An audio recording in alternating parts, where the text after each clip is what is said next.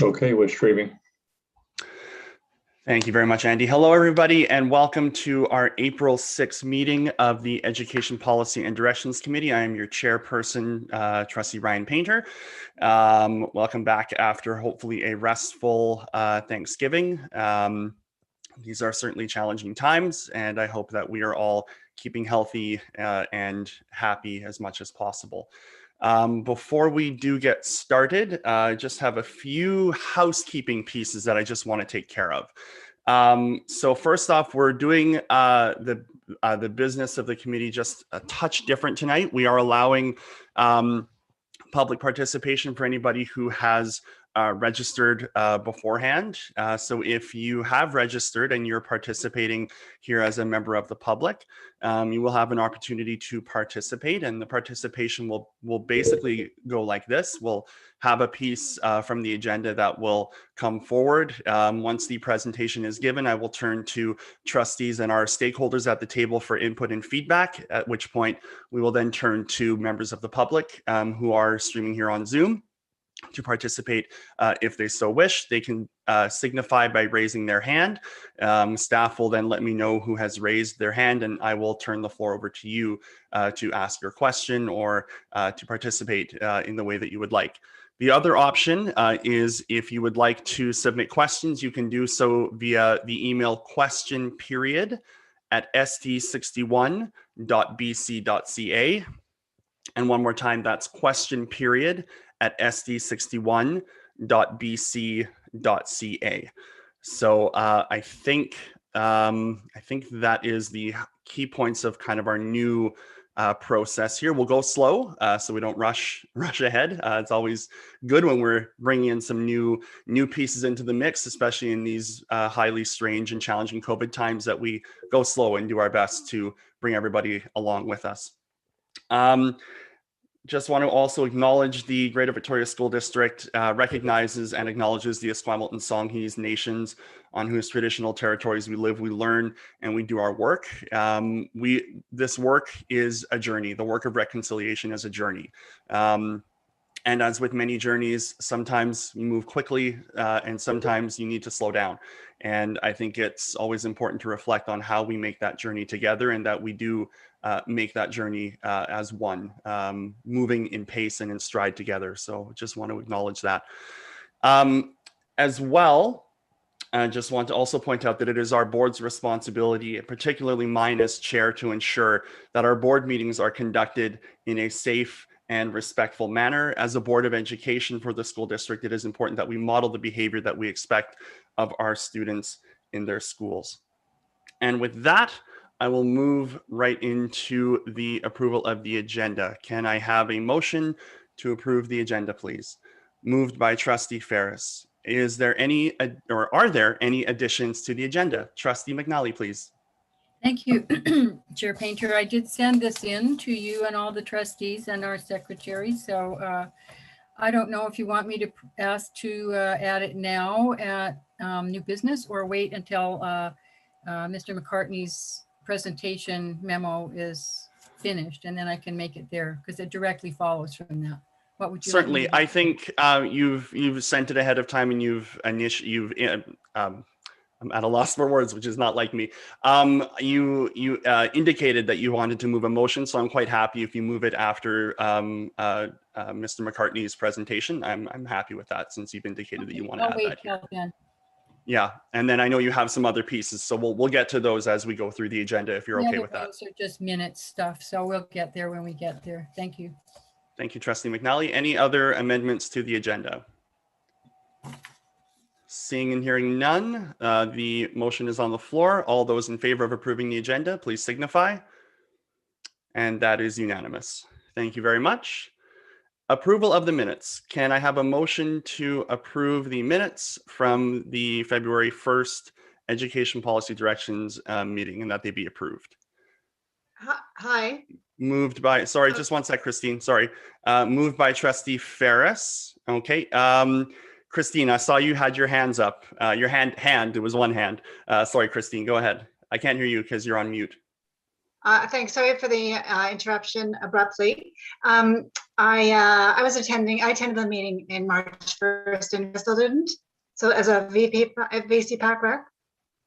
Sorry, we're just on the Minutes February 1st. We're on the February 1st meeting minutes. Oh, I'm sorry. Christine. Yeah, that's for Yeah. March. So just if you keep that in mind, I won't bother you again. Yeah, Thanks. we'll get there on the next one. Thanks.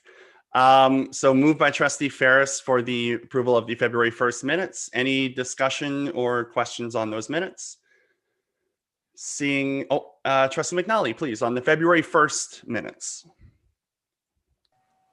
Thank you, Chair. I'm looking at the February 1st minutes, and there are additions in red text. Those were from Trustee Duncan, but they're not included in the minutes, or they are. They're there. The motion was defeated to include them, so it's great to see them there.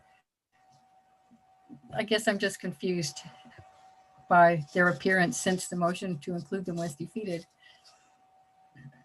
I'm sorry, I'm just trying to find where you are, Trustee McNally. Page 3, no, page 2. It says on eScribe. Okay. Which can't be right. So I see you're looking at the text that is in red as the amendment, and the amendment was defeated. And then there was a vote on approval, which happened, and then the minutes were approved. So I'm just curious what your question is.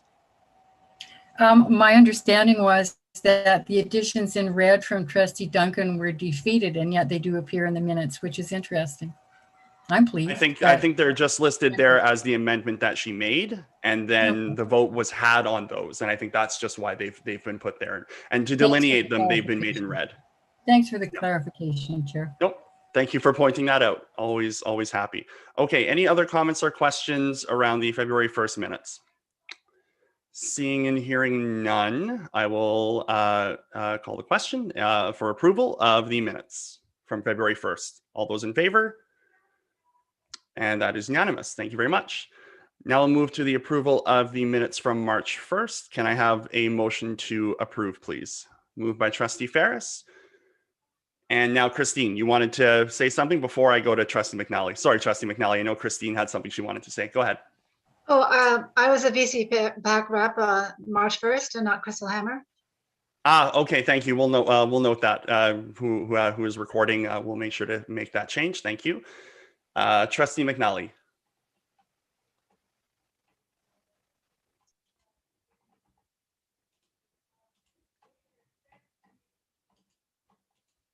Sorry, Trustee McNally, can't hear you if you're talking. Oh, there we go. Yeah, I was trying to unmute and I couldn't. Thank you. On page 9, the pagination here is a little weird. On page 9 of what I have, in the minutes, there's approval of the agenda, and then Trustee McNally requested an addition of C4 Crayflower Shoreline consultation, right? Are you there, Chair? Yeah, yes, I am. Okay, what I would like to add is the addition, which was my motion. Okay, so you want to have your motion added to that. Okay, sure. So let's take that first. So you'd like to add to the minutes from that agenda the motion that was ruled out of order. Yeah. Okay, sure. Thank you. I guess if the committee would oblige, we're currently on approval of the minutes. So just trying to think of approve them unless I can get my additions in. Of course. So why don't we just go through this one by one here? Is there any objection to the addition of the motion? Because I'll just seek unanimous consent. If there's no objection to the addition of the motion to minutes, I'll just see if there is any objection from the committee. Seeing no objection, then we have unanimous consent to add the motion to the minutes. And you have sent that out previously. And then you have sorry, go ahead, Trustee McNally. Yeah, I have 2 more that I did send, and they're simple. In the comment, Chair Painter ruled the addition out of order. I just wanted to substitute motion for addition to make it really clear what we're talking about there. I think that that's a friendly amendment we'll accept. So I think that's fine. Yeah. I think that's, yeah, That's that is, it's well taken. And then the last, sorry, Chair, I keep interrupting you. I apologize. That's okay. So moved by Trustee Waters that the Board of Education School District 61 Greater Victoria adjourn the meeting. That's what happened, but it's very uninformative for anybody reading the minutes. It's pretty strange to adjourn a meeting in the middle of the meeting. So I wonder if this is acceptable to add. As the chair of the standing committee was not sure how to proceed with the number of Songhees and Esquimalt Nations members present at the meeting. I don't know how that sits with you, Chair, or with the rest of the committee. Sure. I will go to Trustee Waters. Go ahead, Chair Waters. I appreciate Trustee McNally trying to provide context, but I just want to clarify that was not my rationale, and I don't think we're in the habit of recording rationales for motions, but my motive and rationale for the motion is not reflected in what Trustee McNally is trying to add to our minutes. Rather, my concern was about the lack of respectful discussion, and I'm not sure that needs to be reflected in the minutes, but certainly if we were going to record a rationale, I prefer that it reflect what was stated in the meeting. Sure. Thank you, Trustee Waters. May I Trustee McNally, yeah, go ahead. May I move that we add that the board adjourn the meeting due to perceived lack of respectful discussion, or however you want to make that grammatical.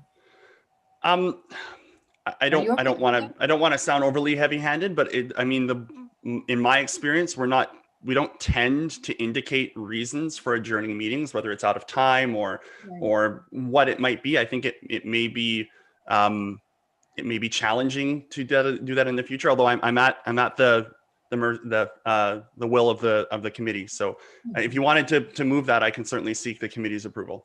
Okay, I do, if you would, please. Okay. So Trustee McNally has moved that we amend the minutes at the end of, just coming down to it here, so bear with me. Multiple screens makes things challenging. That we add adjourn the meeting for lack of respectful engagement. Does that sound reasonable, Trustee McNally? Yes, if it sounds reasonable to Trustee Waters. And I'm seeing a nod from Trustee Waters, so I'm assuming that's okay with you as well. Okay, so I will call the question on the addition to the motion to adjourn. All those in favor? And all those opposed? And abstentions? Okay, so with 2 in favor and 2 abstentions, and 1 opposed, it passes. So the minutes are amended. And now can we have approval of the minutes? So a motion to approve the minutes is already put by Trustee Ferris. All those in favor of approving the minutes? And that is unanimous. Okay. Any business arising from the minutes? Trustee Duncan, please. Yeah, thank you, Chair. I just wondered if we had the opportunity to invite back the presenters to a later slot at committee. We had, I think, 3 presenters that didn't get an opportunity to speak on the 1st of March, and I just wanted to follow up as an item arising from B1 of the minutes and just inquire as to whether we had extended another invite to them to come back. Yeah, and I believe that they have had invites extended for later committee meetings, just due to timing, scheduling, and challenges and conflicts. They have been engaged with to come back to us. I know Shad specifically got back to us today saying they look forward to presenting to the board at a time that's convenient. Thank you. Thank you. Okay, presentations to committee. There are none. New business. We will go to Willows Elementary School Code of Conduct. Brenna O'Connor, Principal, Willows Elementary School, Evelyn Morales, Teacher, Willows Elementary School, and Kelsey Anderson, Teacher at Willows Elementary School. I will turn it over to the lovely folks from Willows. The floor is yours. Great. Thank you so much. We're really excited to share with you some of the work that we've been doing at Willows. We've been working together with our students and our staff on creating a code of conduct. We started with a review, and what's happened, and throughout, we'll discuss the process throughout the presentation, but it's morphed into the form of a comic book with student voice and input. So we're excited to share the student voice. And I think Andy's got the slides there that he can share the screen with you. I've got presenting with me two of our amazing team members. One is Kelsey Anderson, who has a lot of experience and a passion for working with children on restorative justice and teaching about pro-social behaviors and just children getting along with each other. So she brought that passion to the work. And we also have Evelyn Morales, another one of our fantastic teachers, who has this amazing artistic skill and ability to bring student voice into that. So they're going to share more about that work throughout. So what we'll share with you is we're just going to share the document in its entirety first, along with some student reflections. We have some kid voices with some audio clips that you'll hear the students thinking about this work and how they're feeling about what this means for our community. And then we'll share a bit about the process and then our next steps of how we're going to be keeping this a living document. So this is the first page of our code of conduct. And just has the purpose statement here that describes how we live and learn as a community at Willows Schools, and that our community includes our staff, families, students, and visitors. And of course, we have our territorial acknowledgement on that page as well, with a lovely drawing of our school. So if we could have the next slide. So the next one, it was really important for us to, since we're a French immersion school, to have a language that could be bilingual as well, so children could engage in this in both languages taught in our school, and to have 4 expectations that were in really kid-friendly language that they could really understand from the time they were in kindergarten, but that understanding could grow. And I think when you hear the reflections from our grade 4 and 5 students, you'll really hear some really depth of understanding there. But our 4 expectations we have is: I take care of myself, je prends soin de moi-même. We take care of each other, on prend soin des autres. We take care of this place, on prend soin de celui. And our actions are safe, on fait attention. So if we have the next slide. So the next pieces break down sort of each area, and children have had a chance to work together and respond. So you'll see some artwork on what does that look like for in terms of a student voice. So I take care of myself, of course, has sort of a self-reflection, what children are feeling and what teaching we need to do to support children in terms of what does that mean for themselves. So we'll hear an audio recording from, we have Emma, Ella, and Daniela, who are going to speak to us from our one of our 4-5 classes, hopefully.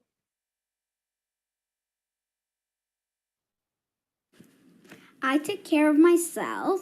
This is important because my body, my mind, and my spirit do a lot for me. I take care of my body by eating healthy foods and drinking lots of water, brushing my teeth and using proper hygiene, like taking showers, washing my hands, wearing masks, and having flu shots. I take care of my mind and spirit by going to school to help me learn, reading books, relaxing, taking deep breaths when I'm angry, socializing, and forming positive friendships. Great, I'm so excited that worked so well. If we could see the next slide, it's just so much cuter to hear the kids' voices and their reflections. The next one is we take care of each other, with a real focus on relationship and what it means to take care of each other as a group. So the kids explain that really well here. We can hear the recording.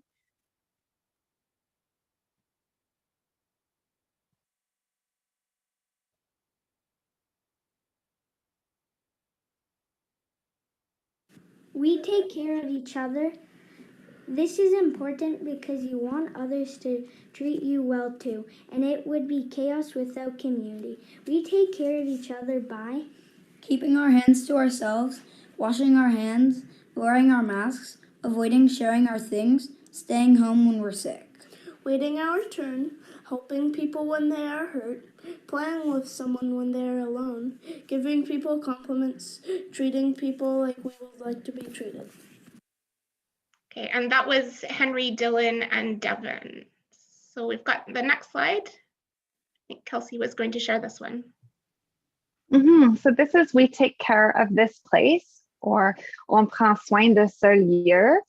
And we're actually so pleased to discover, because the hope of the team of teachers that we're working alongside with Brenna, of course, was that we'd be able to push the definition of place from inside the classroom to into the shared spaces in the building, to in the shared spaces on our grounds, and then of course extending to the wider environment. And we certainly saw that represented in the children's creations in terms of art and also in their voice. So have a listen to Evelyn, Alexis, and Madeline, also in grade 4-5.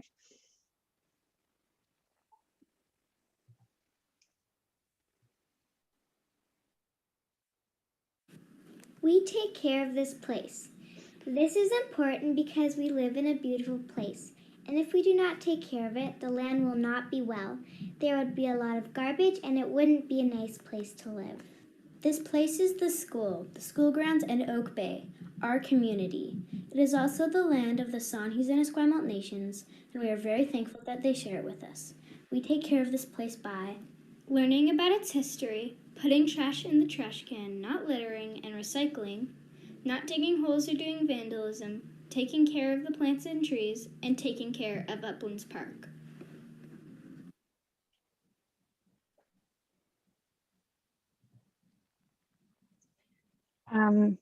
Okay, we're ready for the next slide.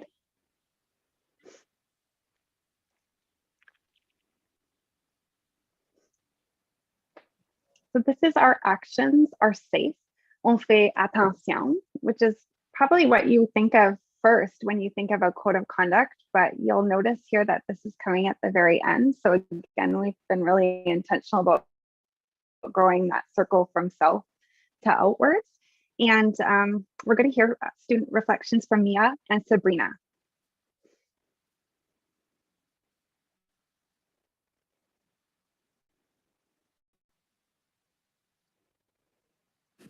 Our actions are safe.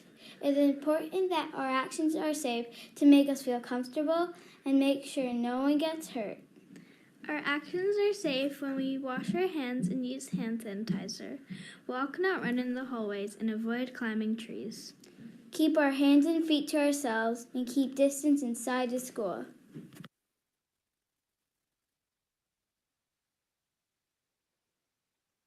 Okay, our next slide. This slide, I just really want to highlight the fact that everything that you've seen to this point in the document is really created with a learning focus in mind. We've chosen language which can be very easily understood by young children and which can also be used for active teaching surrounding the expectations. So it's simple and child-friendly. And we've made a strong effort, of course, to ensure that we have the bilingual elements to that to really allow for consistent use in the building.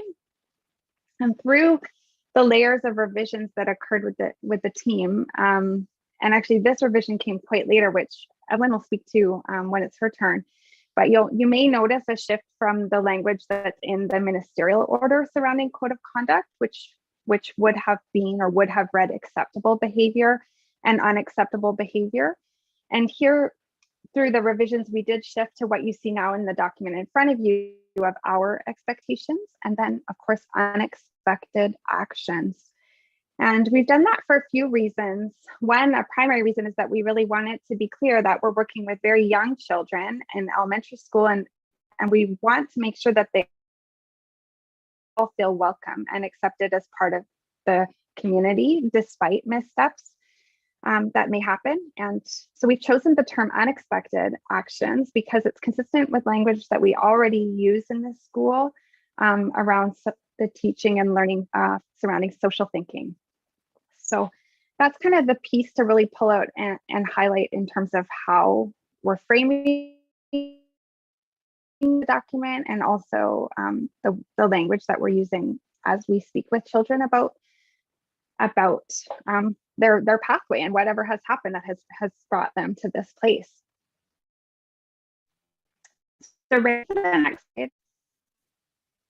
And here, we're going to just talk a little bit about what happens when something goes wrong or when there's something unexpected. And how we respond in those moments is actually really critical for kids in terms of how they feel as a person. And so the way in which we respond will vary from student. It can and it will from student to student. And that will reflect their individual rights, of course, their needs as a learner, and their own learning journey. So we've been really intentional to highlight the restorative processes in this document. And we love the language here because it will serve as a tool for the adults in our community as much as the children. So because this is a teaching document too, but what we're really wanting to highlight is the importance of helping children learn from their mistakes, repair relationships, and return to the group or community strengthened. I don't want to rush through this one because I feel like you might want to give your eyes a moment to have a bit of a read.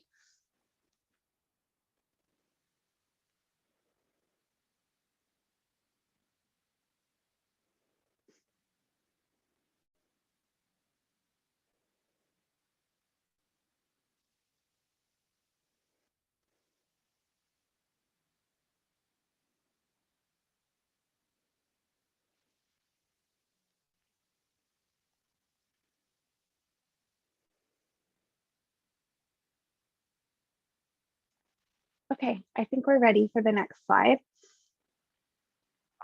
This picture, what we've done here is really highlighted some of the must-have pieces that in terms of being aligned with the ministerial order for code of conduct, but also of course the Human Rights Code.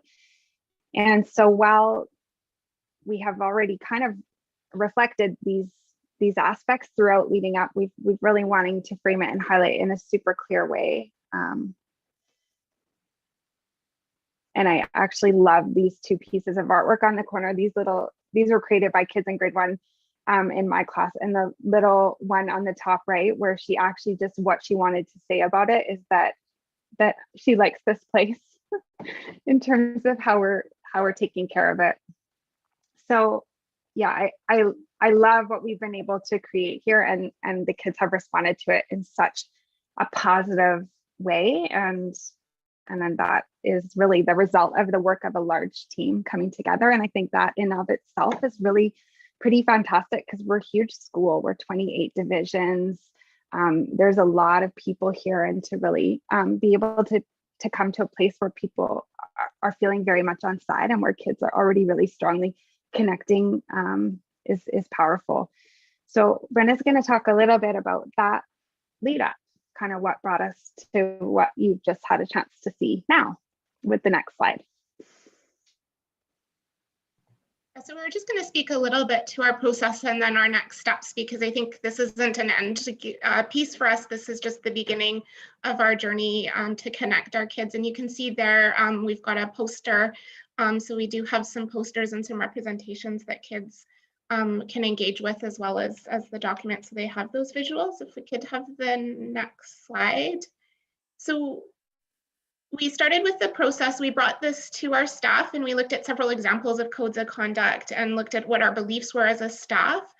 We talked as a group of teachers and AEAs. We brought it to our PAC for input, and then we brought a small working team to really work on that language, and then brought it back to staff to reflect, because it was really important that we landed on some really shared language together. And then the exciting piece happened when we had the actual just paper document with the words.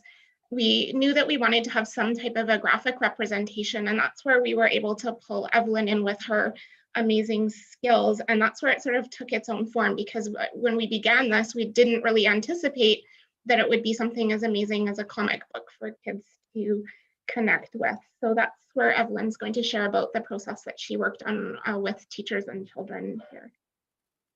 Thanks, Brenda. Yeah, so like Brenda mentioned, we had this document with all the text, and we were really lucky that when we had all these words, there was all this space that was also given for students to be invited into that language and the code of conduct. So Brenna kind of approached me with this idea, and neither of us really knew what we wanted it to look like. And we were just both excited to just give it towards the kids, and we both just trusted that once we got them involved, something would happen with it and they would do an amazing job. So they got the document, we talked about it, we had lessons about it, and then they just began to play and to draw, and that conversation continued. We thought it was important to include both of our English and French programs in the document, as well as a range of ages. So some of the artwork from intermediate students as well as primary. By having the kids do the drawing, it creates a very authentic representation of the culture of our school, the gender identity of the learners, and also what they're feeling this time as learners today.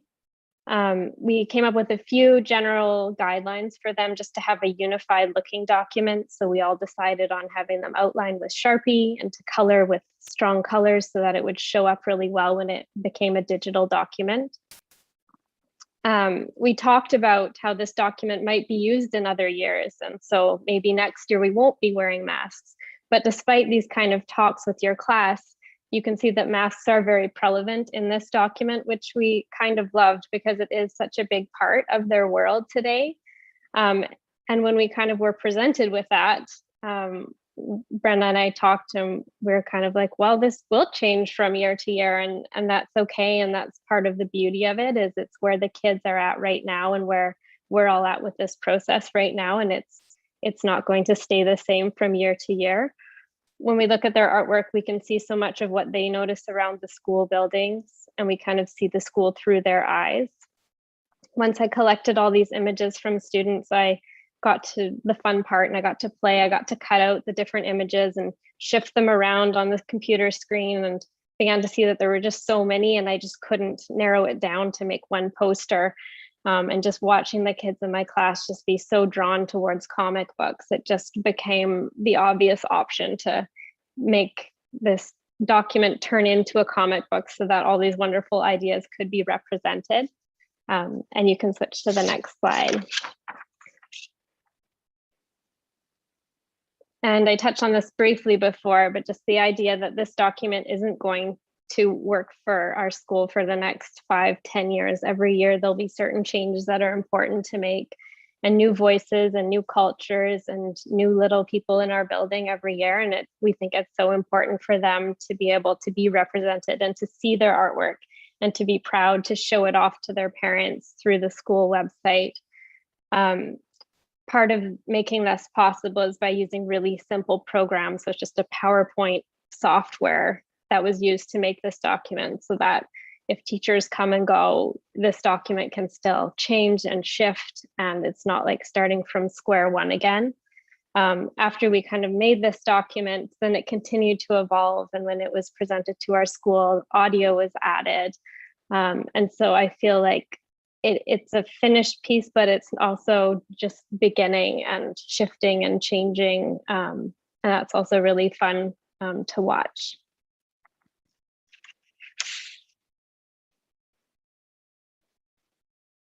All right, so we've got our last slide here. So we've started this. Evelyn has also worked to create some posters and bookmarks for representation, so students can have sort of those expectations in their mind, and those can be conversations that we regularly have. And then she's got also some Black Line Masters, so kids can like respond and play with this. We've done an assembly launch. So again, we see this just very much as a beginning of connecting kids to our community, and look forward to the next pieces with our team and our children. And that's all from Willows. Amazing. That was wonderful. Thank you. Like, small clap because I don't want to clap loudly in front of my microphone, but yes, waves. Thank you. That's right, Jordan. That was phenomenal. All right, Trustee Ferris, you have your hand up. Go ahead. Merci. J'aime bien le document, les dessins, les couleurs, tous les comment. Quand vous avez signé pour moi, I would love to have one of your bookmarks. I thought it was very, very individual and unusual. So thank you so much. Trustee Duncan. Yeah, thank you, Chair.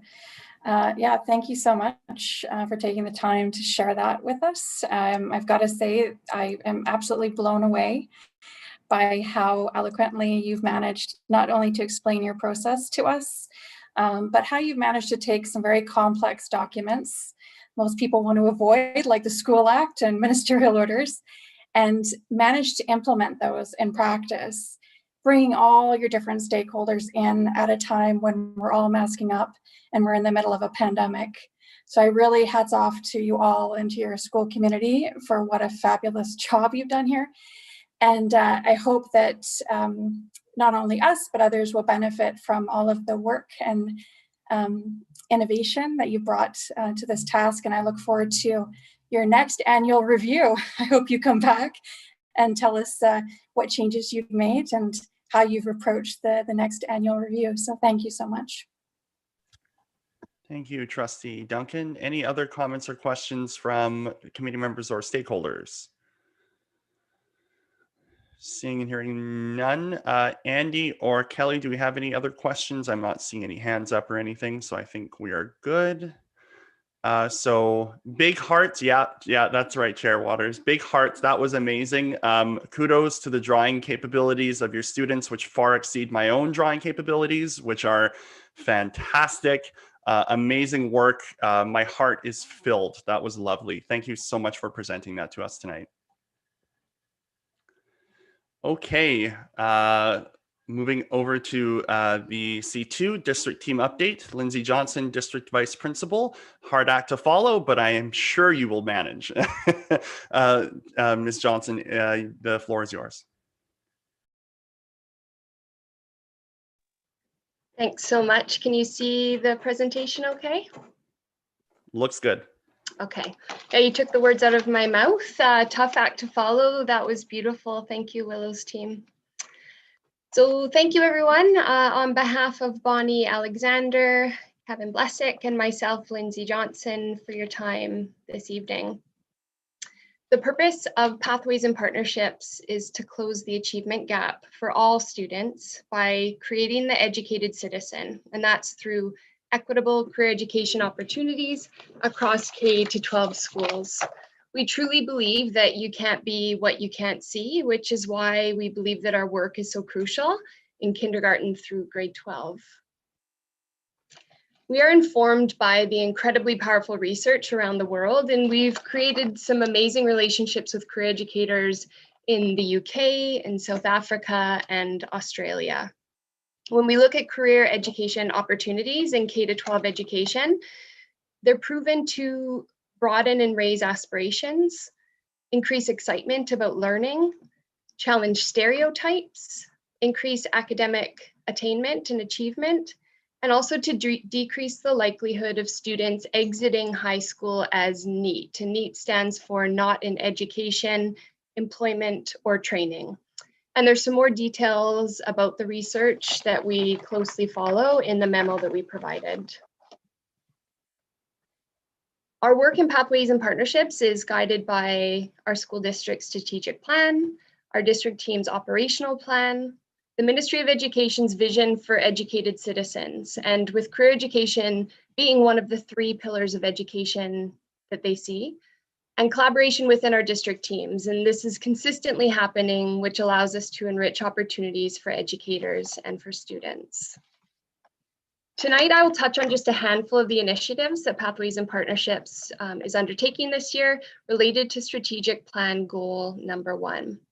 We are focusing on creating opportunities that are inclusive, culturally responsive, flexible to the needs of students and our schools, and to improve all learners' personal success, whatever that definition is for them. At the elementary level, Bonnie has been working with 69 teacher, librarians, and educators in our elementary schools to fund and support innovative maker centers. And these have happened in 23 of our elementary schools so far. And this year we've gotten a maker space in Victor School as well, which we're really excited about. So maker centers are facilitated by teacher librarians, and they focus on critical thinking, hands-on learning, and using non-consumable activities.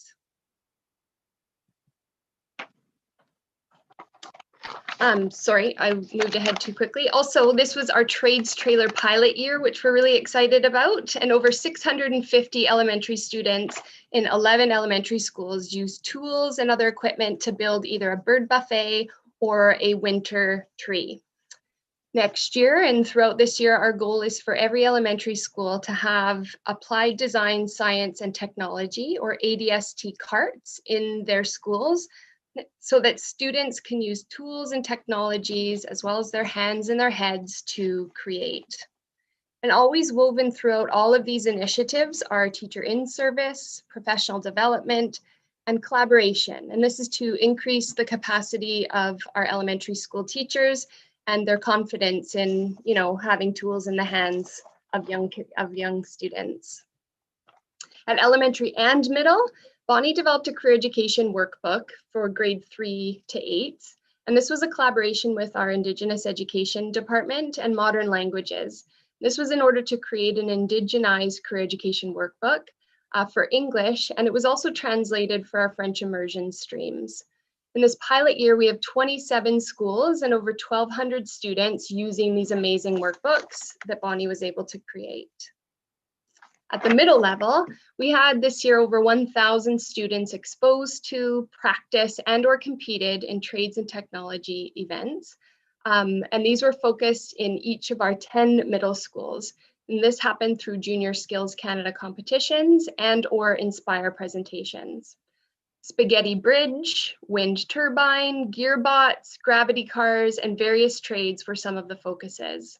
And these have been made possible by our partnerships with Camosun College, Skills Canada, and the Industry Training Authority, or the ITA. At the secondary level, a focus for us has been on students with diverse learning needs having the opportunity to experience meaningful work experience and improve on their job skills.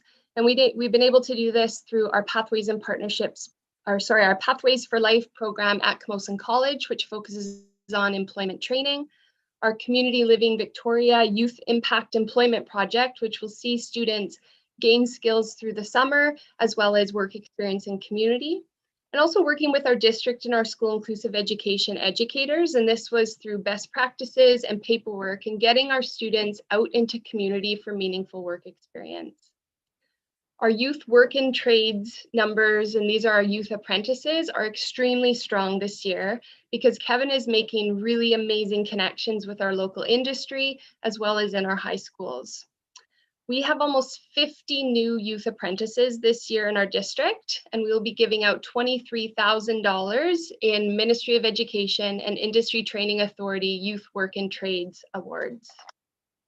Our dual credit numbers are extremely strong once again this year. And so we have, and that's again through Camosun and UVic, that we have students beginning their post-secondary journeys while they're still in high school. And they've been doing that through the areas of trades, technology, business, and health. We are aiming to support all of our students' transitions out of high school, and that's through various pathways, as well as through our incredible Dream Team Career Center teams in our high schools who just do amazing work in supporting our students. So overall, I wanted you to know that COVID has not slowed us down at all. We've really been able to pivot and adapt with the help of our incredible partners in community, in industry, and post-secondary, with a focus on equity, cultural responsiveness, and rich opportunities for all students, combined with the research telling us about the positive impact of career education on the success of students. We are really excited to continue growing our numbers.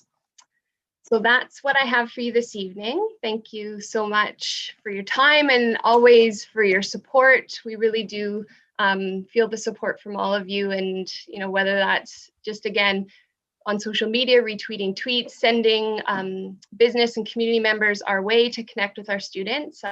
We really appreciate it. Wonderful. Thank you, District Vice Principal Johnson. Really appreciate the report. I always love Pathways and Partnerships reports when they come to us. It provides, I know, me with a lot of insight into the important work that we're all doing in our school system. Are there any questions from trustees or stakeholders on the presentation? Trustee Rob Painter.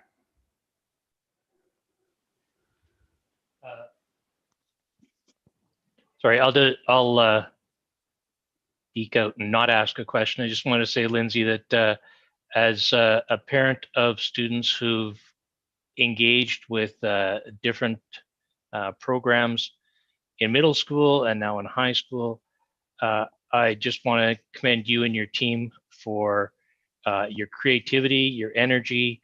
One of the things that I think is just so fantastic is the diversity of the programming that you offer.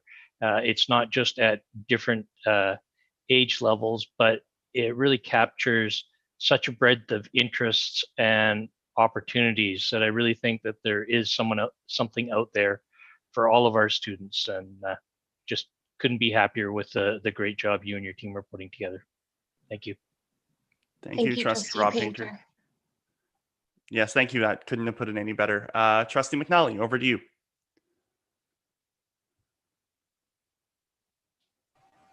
Thank you. Yes, couldn't put it better myself either, but I'm going to just try to add a bit.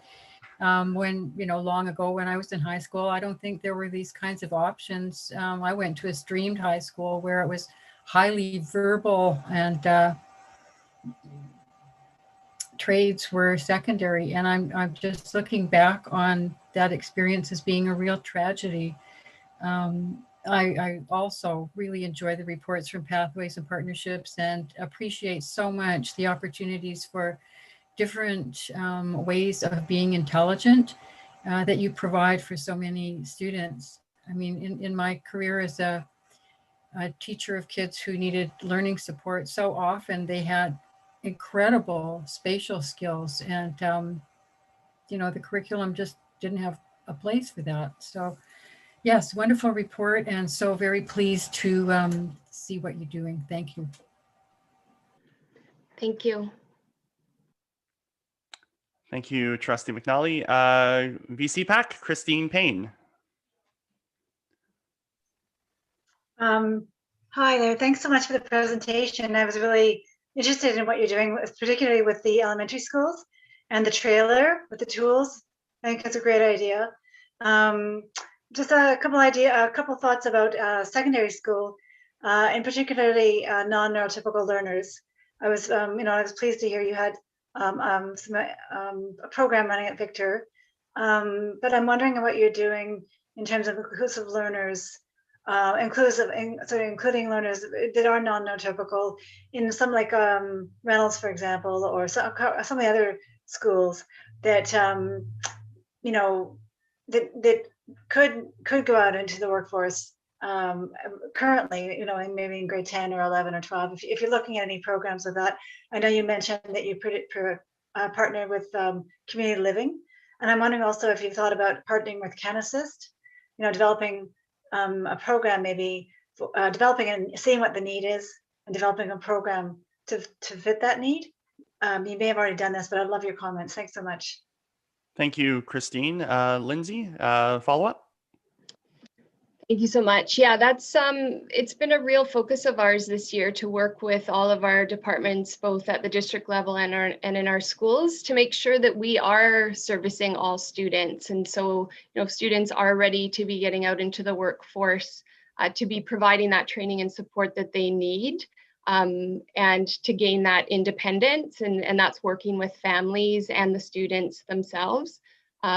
We also we haven't worked with CanAssist yet, but I appreciate that that suggestion. That's something that we can be looking into. And I think what we see is that students have a broad, we see our students, there's such a broad range, and sometimes for a student, it's anxiety that's crippling them, and that may not be, written in an IEP or somewhere, but we really feel that there's so many different programs available to them. So our Career Center teams have such great relationships with the inclusive education departments at their schools that work is happening on the ground in schools as well. So those are the people who know their students really well, and they can work with families to create student-specific programming and opportunities. So thank you for your suggestion. We'll look into that for sure.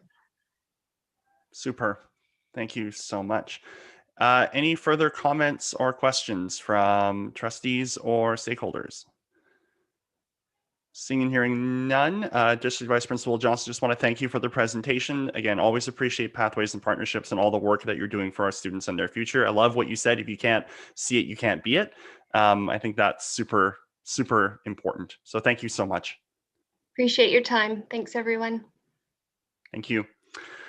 Moving to C3, District Team Learning Support, Part 2, Pam Halverson, District Principal, and Sean McCartney, District Vice Principal. Welcome back once again, Pam and Sean. Well, happy to have you both here, and I will turn the floor over to you. Hello and good evening. Sorry, I'm just trying to work the slides in the background too.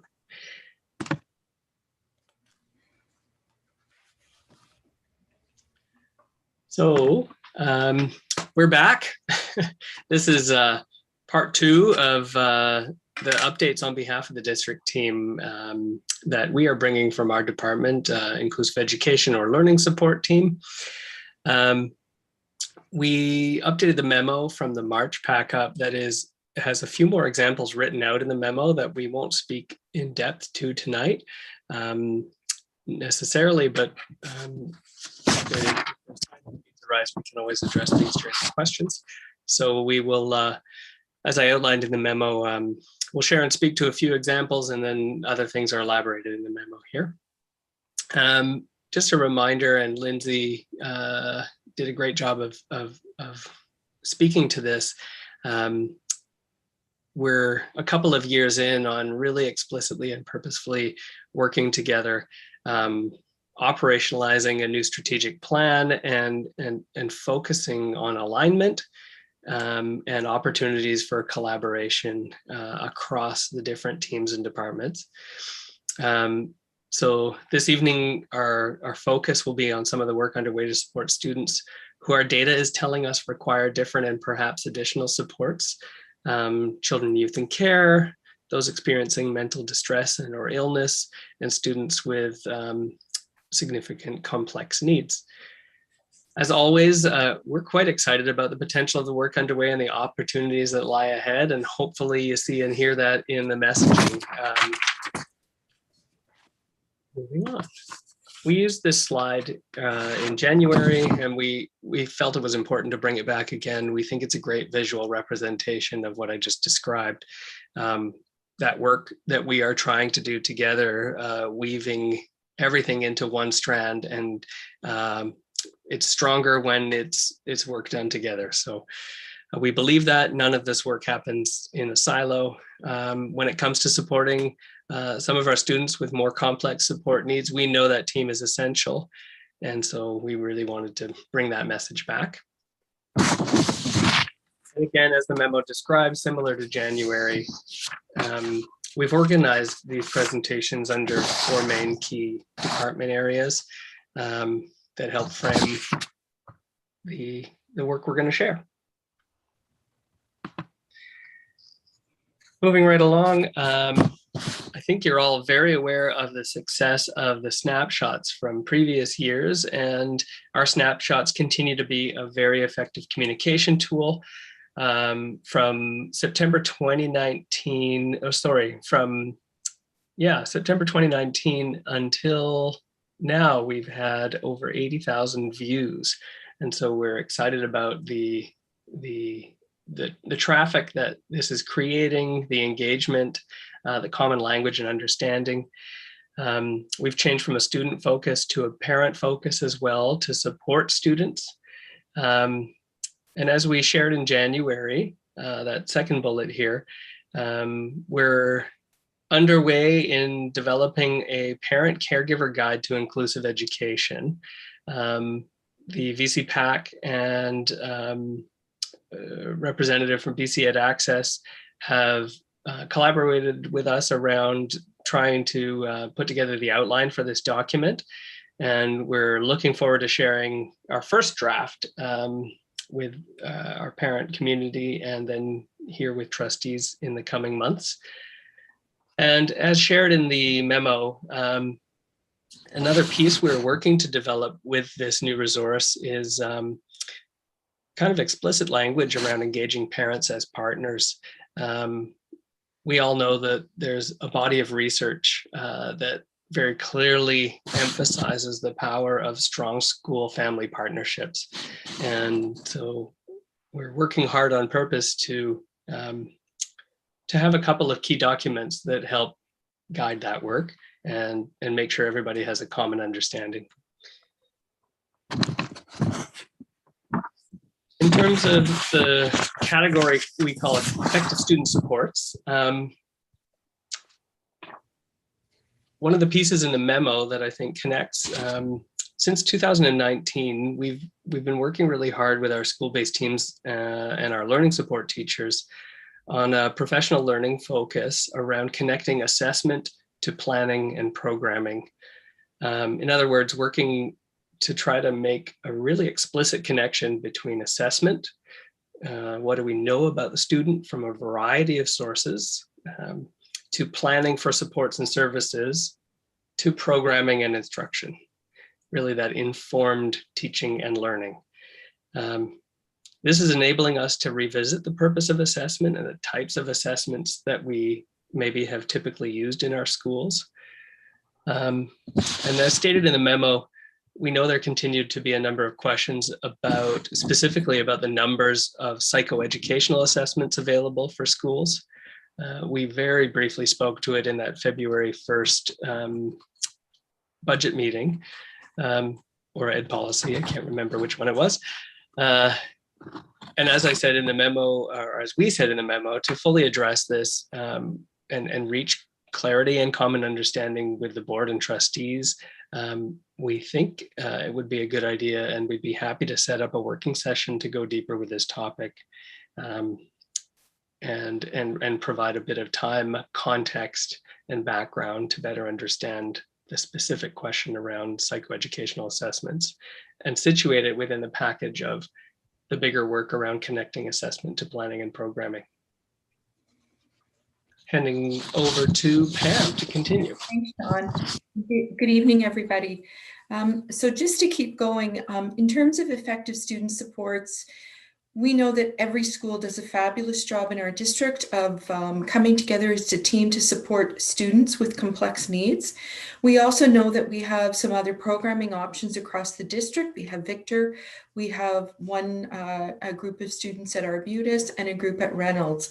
And so again, we want to have that continuum of supports available across the district where we have opportunities for children to receive what they need in their catchment school, and then some other places that might be available if a parent believes that that is the decision that is best for their child.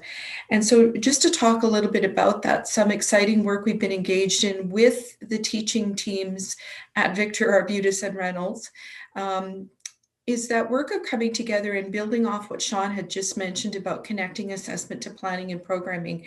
So we've started the work, I guess in March or February, I can't remember, and we'll meet a few times again this year, and really talking about what does that look like as we build that out with the staff working with the students in those programming options.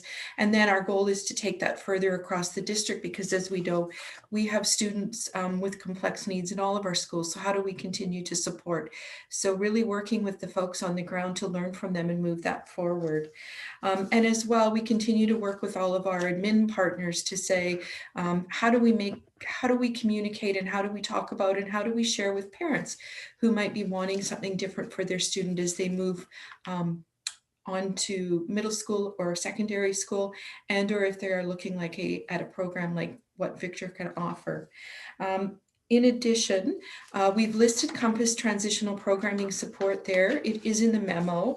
And this is something that we have been working on this year. And we are using the word Compass because we feel it's a bit of a navigational metaphor to really help some of our more complex students who may be experiencing mental health distress.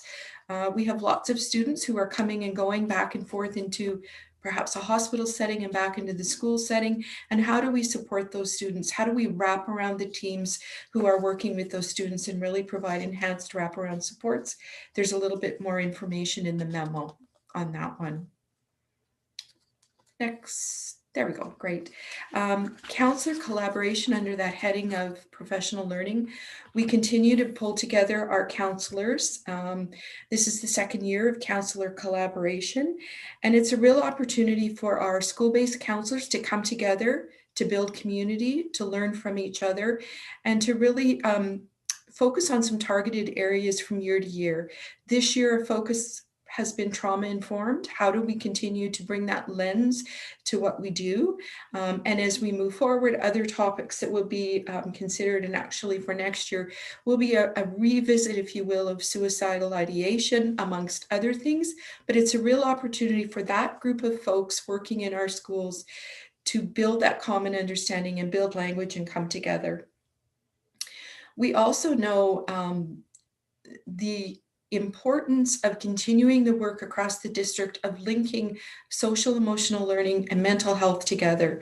I think it was lovely to have the Willows Code of Conduct presentation today, because that is exactly what I'm talking about coming to life in a school.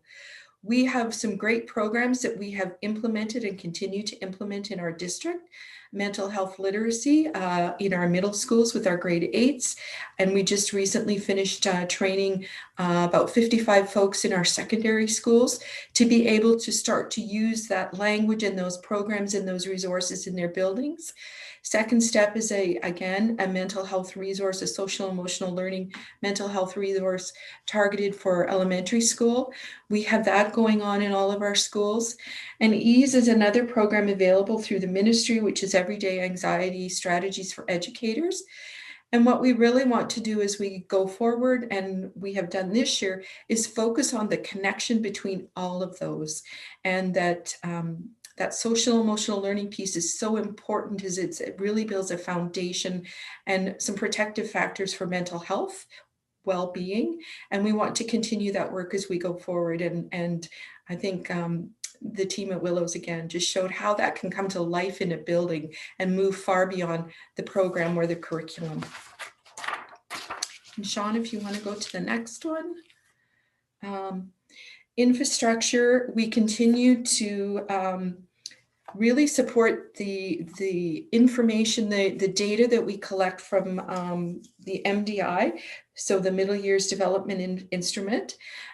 We look, that has been completed by schools, and we look forward to receiving that data and then really again digging in with schools to say, what is this data telling you about the work in your school and where to from here? And the other piece around support for children and youth in care. We know we started when Sean mentioned that we really want to pay attention to some different groups of kids who perhaps we are not having the success we would like to have. This is one such group of vulnerable students that we really want to be having some really good focus on. And so we have started that work this year. And one of the things we have developed and are continuing to work with schools on is creating a supporting success in school plan for each child and youth in care that is a supplement if the child has an IEP, but it is really tended to be a very holistic view of the child. Who is that child? What do we know about them? How can we continue to help them grow? It also is something we are working closely with our partners in Ministry of Children and Family Development to say, how can social workers have more of a role in this? Because they can be such important people in the lives of these children. The other piece that I wanted to bring to share with you is we are quite excited. We have, starting in early February, we brought on board 2 social workers who are really supporting us with district outreach transition support. And to date, we have identified about 45 students and families who we feel that we have, perhaps through COVID, or perhaps they were children who attendance was not what we would like it to be, that we have been able, in consultation with their schools, to reach out beyond. And so we have 2 people working with our team, our learning support team, who are doing this outreach outside of school hours, on weekends, in the evenings, to really help build a bridge for those families and their students back to school. And we've had some really good early successes with families who had sort of we're done with school, we don't want anything to do with school, who are now open to having conversations about that. So we feel, again, this is another great support that we will continue to evaluate and look at and see how that continue to promote success for students. And our district outreach transition support workers are very much focused on children, youth, and care. They are also, however, supporting some of our chronic non-attenders, our urban Indigenous populations, and as well as recent immigrant families who all who need, again, that extra perhaps bridge so that they feel comfortable and see school as a place they want their child to be.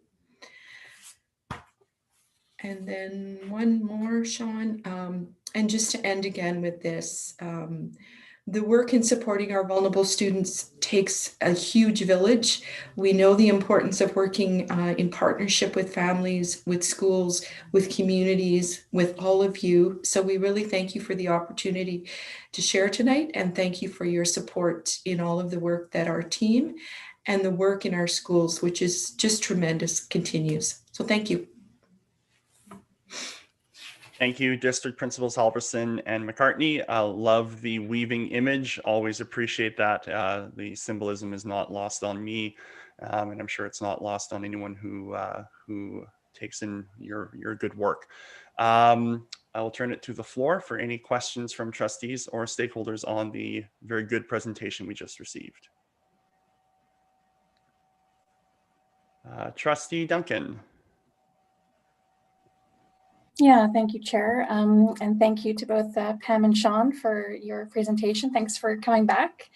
So yeah, I found the report very informative, and there's a couple of areas I would love to take the opportunity that we have tonight to ask a few questions about. First of all, I want to say thank you for sharing the work that you're doing in collaboration with the parent group on the parent guide to inclusive education. I think that's a wonderful idea, and I'm sure it'll go a long way to addressing any of those gaps where parents aren't really sure how they can be involved in the process. So that's great news.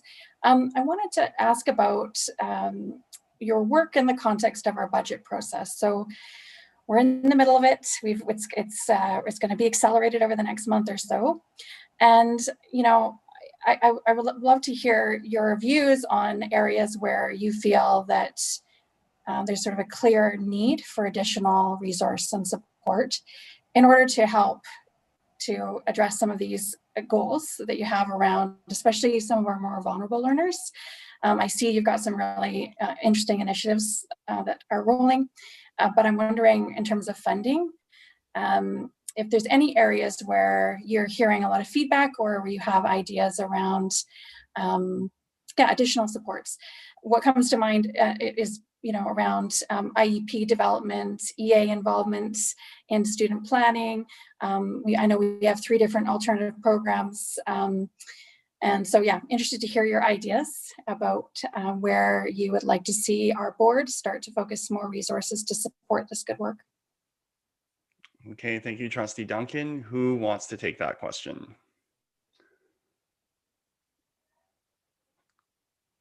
Sean, go ahead. I can briefly speak to the, through senior leadership team, maybe they can speak more clearly about some of the input that the district team has had into trying to pivot on a slightly shorter timeline, as you described, Trustee Duncan, around under the strategic plan, how are we bringing forward district team priorities through goals 1, 2, and 3 in order to figure out how we continue to move the work forward and prioritize while living within our means, as Kim so eloquently says. And then specifically in our previous update, I think we're planning to continue to work on moving a couple of pieces forward. This year, we started a pilot around looking at IEPs and the notion of moving to a competency-based IEP. Again, lots to unpack there for trustees, but as that work evolves, we can come back and share more. It will be work that continues regardless, because it's important work and it's part of the core. And in addition, the EA targeted Pro-D opportunities that we started this year, you'll see that reflected in some of the district team input around budget priorities to continue moving forward. Thank you, Mr. McCartney. I'm not sure if Ms. Halverson had anything to add. Nope. Okie dokie. Trustee McNally, if it's about the motion, can we hang tight, or is it a question for the presentation? Yeah, okay, we'll hang tight on the motion. We'll answer questions first. Cool, thank you. VC PAC, Christine Payne.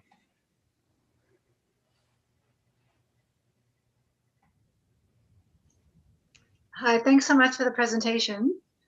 I'm just interested about the Compass program, If you can give us an example of how it's being used currently, that would be great. There seems to be a few pieces that go together, and I'm interested to know how it all works together. Thank you. Thanks, Christine. Ms. Halverson, I'm assuming you'll take that one. Okay, thank you. Yes, I will. Thank you. It's not so much a program as it is really about programming supports. And so what we have identified, as I mentioned, that there may be some, that there are students who come and go at times, who may be coming back into the district. They've been out for a period of time. And we know that those children are going to need additional supports before they are perhaps ready to be full-time in school. And so for an example, it could be a child who has been in hospital for an illness. It could be a child who has been in hospital because of mental health issues. And so what we have started to really try to focus on is how do we wrap around that child's team, wrap around the child, but really wrap around that child's team and say, this child is coming back to us. We know that these things have happened. These are things we need to continue to be aware of. Perhaps they're coming back in a bit of a graduated return to school. And how do we support them? Who needs to be in that conversation? How are we starting to look at what's happening in that school building? And so we're ready for them when they're ready to be there full time. So it's that's more of the support. So the navigational part around the Compass is really to help the staff perhaps find their way again with that student, and for that student to see themselves back in school as a learner.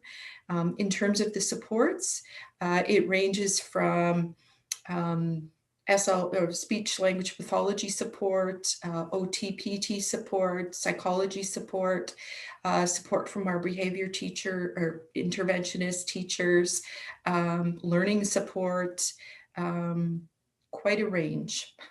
And then as well, I would say on top of that, other community supports. It may be we need to attach a mentor to that student to really help them to be successful when they return to school. So it's really individualized depending on the need of the student.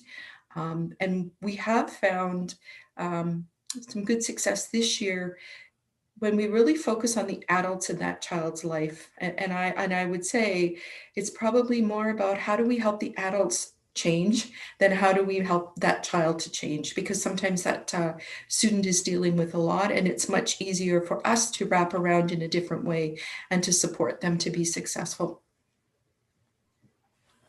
Wonderful. Thank you, Ms. Halverson. Christina, follow-up? Yeah, just a quick question. I know that some of these students would be well known already within the schools, but for those that aren't, how do they get a referral from the principal to you, or from the team to you, from the school team? How does that work, please? Thank you. Ms. Halverson, over to you. Sure. Again, it depends. we hear a lot, for example, from VGH. One of your students is in and they're going to be discharged. Many members of our district team, our district counselors, are very closely attached to many of those students. So whether they're in, VGH, whether they're at Ledger, I'm in contact quite frequently with Sunny Hill in Vancouver when a child is being discharged and coming back into our district. And again, how do we set that up? Oftentimes it is a principal or it is a family as well reaching out and saying our child is not attending, or it's not working, or we're ready to come back. So it comes through lots of different ways. And yes, there very much is a bit of a referral process to say who's already on that child's team, what's already at place in this school. How do we wrap around your team in the building to support? What do you need? So it's input from lots of people.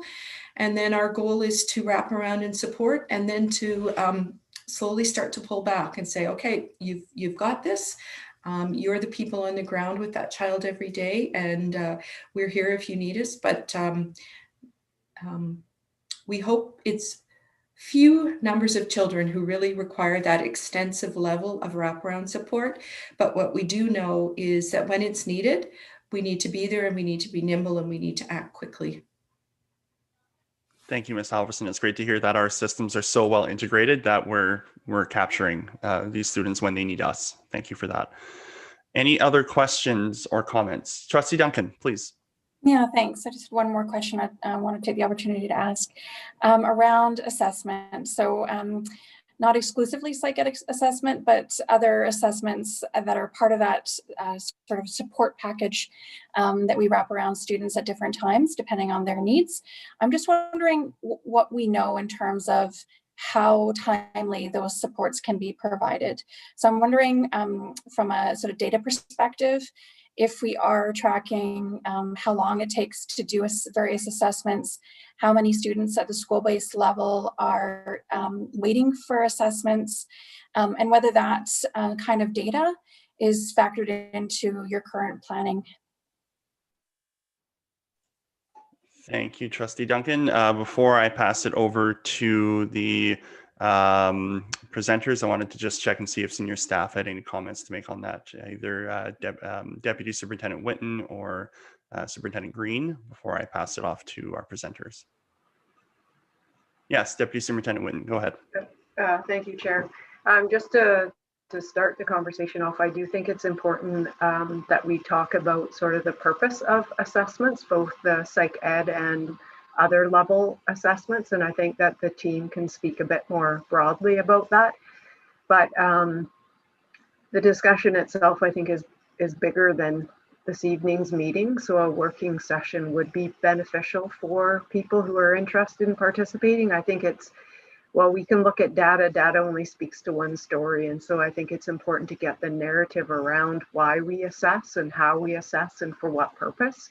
So I don't know if Pam or Sean have more information just in a short follow-up, but I do think it's a bigger conversation that we need to have so people understand why we're assessing and the difference between what some people perceive as a wait list to what we would say is either the assessment isn't what we would recommend at this time, or we could do other things as opposed to a psych ed at this time.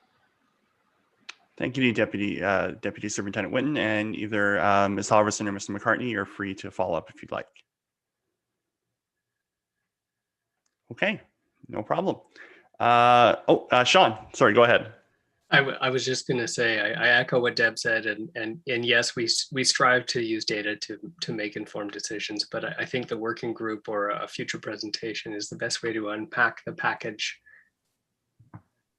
So yeah.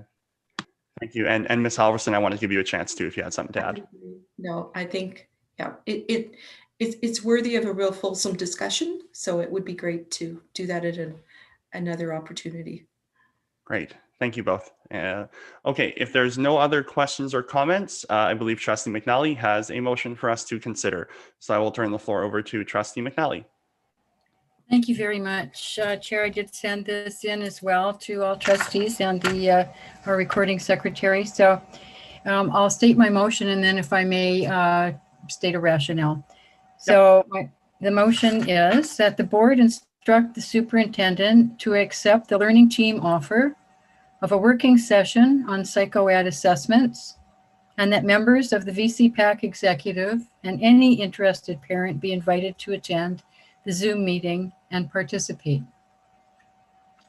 Okay, thank you, Trustee McNally. The motion is moved on the floor and you may motivate. Thank you. So on page 35 of the memo, which we didn't bother reading because we can all read it from Mr. McCartney, it is on page 35 of the agenda. He has a subtopic called Reframing the Purpose of Assessment. And goes on to say, as part of a focus on connecting assessment to planning and programming, we know there continue to be questions about the numbers of psychoed assessments available for schools, and we spoke to it briefly at February 1st meeting. To fully address this and reach clarity and common understanding with the board, we would be happy to set up a working session to go deeper with this topic. I would just like to broaden the opportunity to parents as well. The working session for the board, I hope, would include parents, given that we have just seen a slide about enhancing and extending parent-caregiver connections with the school and parent-caregiver guide to inclusive education. I believe that this working or information session would be extremely relevant in that regard. And engaging parents as partners, that's also very much embedded in the motion. It would create board, it's an opportunity for board, staff, and parent partnerships, which is an essential move forward for us. And it wouldn't be any extra work for staff. So I do hope that parents would find this interesting and that my motion will be supported by this committee. Thank you, Trustee McNally. Before I open the floor, I'll just go to Superintendent Green, who has her hand up. Go ahead, Superintendent Green. I just want to reiterate that we have two layers that are just about to go through. I respect the motion that Trustee McNally is bringing forward. I know the learning team is planning to do a session because lots of people are talking about assessment, and that was in the memo. And certainly parents have been involved with conversation, as you've heard in previous reports today, and absolutely would be invited. So that's about to take place. And this is also will be a part of our budget process to be having a session for input in regards to assessment is one of the layers, and inclusion. And so it'll be a component there. And obviously people will be invited to those sessions. So those are on deck for trustees to consider as you consider this motion with already the planning in place. And I don't know if that covers everything for Deb or not, but just wanted to put that in people's mind that it is on our agenda as we move forward. Thank you, Superintendent Green. Trustee Ferris. Thank you. I suspected as much, and I think rather than pass this motion, I'd like to see the process unfold in the way it seems to be unfolding. Thank you. Thank you, Trustee Ferris. Trustee Duncan. Yeah, I wondered, Chair, if I might just ask a point of clarification. Just around the terminology, I just want us to all be have a common understanding of what we're talking about when we say psych ed assessment. Appreciating that there are other folks in the room, not just educators, but if someone could define psych ed assessment, because certainly my question initially in February, I was very much seeking to understand assessment in general, not only psych ed assessment, but other assessments, whether it's a speech and language pathologist's assessment of student needs or whatever the case may be. So I was actually seeking to understand more broadly all the different types of assessment that we might employ to support our students.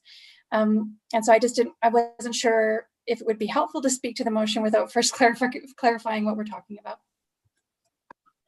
Okay, I believe the motion itself is in reference to psych ed assessments, which is as per the report we received tonight, but I'm not sure if staff have a comment to make on that or not. If anyone wants to Yeah, Trustee Duncan, a clarification. Go ahead. It might be helpful if I clarify. Sorry for the lack of clarity. I guess what I'm getting at is the intention of the plans that staff have currently that are in progress, is the intention to speak to more than psych ed assessments, or would the working session be confined to a discussion of psych ed assessments rather than assessment more broadly? That's really what I wanted to know before I speak to a motion. Sure. No, thank you. Thank you. Turning to staff, who would like to field that one? Superintendent Green, go ahead. Deb can follow up if she wants to. I think what our Deputy Whitten was articulating is that there's a wide variety with multiple layers of assessments that we use. It's not just psych ed. And even within those, there's timing, explicitness on narrowing down when assessments are most useful and when they should be performed. And what other assessments besides that, because many parents think that's the only one. They hear psych ed is the assessment to get, and so everyone wants that. And our team has been very clear on working with parents to understand their child's learning.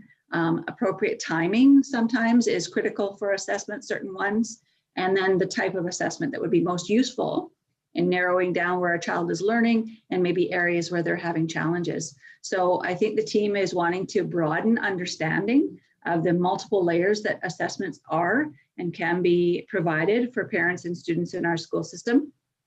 Timing around them, that it really is bigger than just as soon as you get in and understand it, I want a psych ed in grade 1, and appropriateness of individuality as children grow and expand their knowledge and abilities. So in that multiple layers of understanding, our team really wants to share that with the community and certainly with parents out there, and to let trustees know and our budget process know that in that wide variety, understanding it and the purpose and the broad relationship of it is critical, and then how we are meeting that. And so what does that look like in our schools when it could be a different one at a different time, more specific and narrow down. And yes, we are aiming to meet all of those layers and varieties the very best we can. That might look different than someone is expecting it to be. So Deb, if I've missed anything, jump in. Deputy Superintendent Whitten, go ahead. Yeah, thank you. I think just circling back to the connecting assessment to planning and programming, I think that the learning support team and the learning team has done a lot of work on that. And so I think it would be beneficial, because I think when we are doing assessments for a variety of reasons, we're doing them in order to purposely plan and program for students. And so making that connection and being clear on that, so it doesn't sit just with the assessment, but the programming and planning that is attached to that. Wonderful. Thank you both, Superintendent Green and Deputy Superintendent Whitten, for that. Any other debate on the motion, comments or questions? And if not, I can let Trustee McNally close. Seeing and hearing none. Sorry, I don't want to forget our stakeholders. If our stakeholders have any input they want to provide. Seeing and hearing none. Trustee McNally, you can close. Thank you. Yeah, thank you. Recognizing that, as various speakers have pointed out, there are a variety of assessments, not just what one would think of as a psychoeducational assessment. However, my motion derives directly from Mr. McCartney's memo to us, which was continue to be questions about psychoeducational assessments. And so regardless of how broad other presentations that are underway being planned right now may be, and those will be very valuable, I hope that we can go forward with the focus, and it doesn't need to be a really long meeting, go forward with the focus on psychoed assessment and in the format that my motion suggests. Thank you, Trustee McNally. I'll reread the motion that the board instruct the superintendent to accept the learning team offer of a working session on psychoeducational assessments, and that members of the VCPAC executive and any interested parent be invited to attend the Zoom meeting and participate. All those in favor? And all those opposed? And the motion is defeated. Thank you very much. We have no notices of motion and no general announcements. So before we adjourn, I just want to thank everyone for presenting tonight, especially our Pathways and Partnerships team and District Principal McCartney and Halverson. Always appreciate everyone coming forward and presenting. The amazing work that you do for all of our kids in the district is remarkable, and we thank you. Can I have a motion to adjourn? Moved by Trustee Ferris, second by Trustee Waters. All those in favor? And that is unanimous. Thank you, everybody. Have a really good night, and we'll see you at the next meeting. Bye.